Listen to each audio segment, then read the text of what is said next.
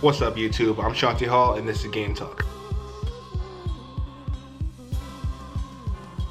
For today's game, we have the Houston Rockets versus the Washington Wizards. The main reason I chose to talk about this game was because the Rockets are on a 4-game losing streak and I want to see if they can bounce back tonight, especially after that horrible loss to the Celtics in their last game. Also, these are two teams that are supposed to contend for their conference, so that's always interesting. Before I get into my breakdown of the game and my thoughts, let's talk about the numbers. Alright, so the final score of the game was 121-103 with Washington taking the win. For the Wizards, Otto Porter Jr. had 26 points, 6 rebounds, and 7 assists. Bradley Beal had 21 points.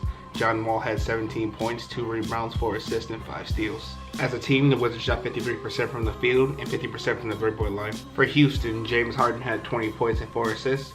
Gerald Green had 18 points. Eric Gordon had 16 points. As a team, Houston shot 42% from the field and 29% from the three-point line. So as you probably gathered from those numbers, it wasn't a close game whatsoever. But I want to talk about my thoughts on the game and why it was such a blowout. So let's start with Houston. Alright, the first thing I should mention about the Rockets was that Nene and Clint Capella were both out this game. It's a pretty huge deal because the Rockets had no inside presence this game. Wizards could go into the paint whenever they wanted and score pretty easily, and the Rockets didn't get the pick and roll going because they didn't have a big man who was good enough at it. And what I mean by that is that the rolls were pretty late. You could see Chris Paul getting pretty visually frustrated with it. The second thing I can say I noticed for the Rockets was that they got a lot of open looks from 3, but they really couldn't convert. They shot 14 of 48 from 3, and that number would have been worse, except Browntae Weber hit 3 in garbage time. I believe this game would have been way different if they were actually able to punish the Wizards from 3, but they've been off for a few games now. Right, so the third thing I want to say about the Rockets was how bad their transition defense was. The Rockets had 14 turnovers tonight, which is not bad for the pace that they play, but the Wizards had 19 points off of those turnovers,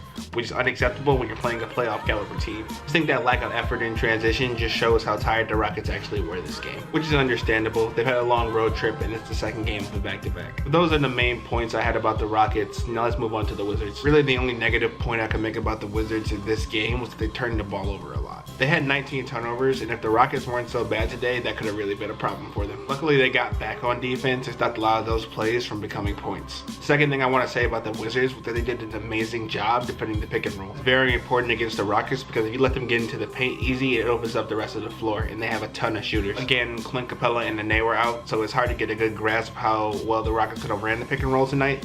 But the Wizards still deserve praise for how well they defended it. The next thing that I noticed was offensively, especially in the first half, the Wizards did a great job attacking the paint. Easy buckets down there, and they knew it and they took advantage. The last thing I want to say about the Wizards was that they had pretty good ball movement and it opened up a lot of threes for them. In fact, they tied their franchise record for threes in a game with 18. Anytime you're out shooting the Rockets from 3, you have a good chance of winning that game. And those are my biggest takeaways from the Wizards-Rockets game. If you enjoyed my takes on the game, why don't you go ahead and like this video. If you enjoy my content and you love the NBA in general, you should go ahead and subscribe. And I'll see you guys next time.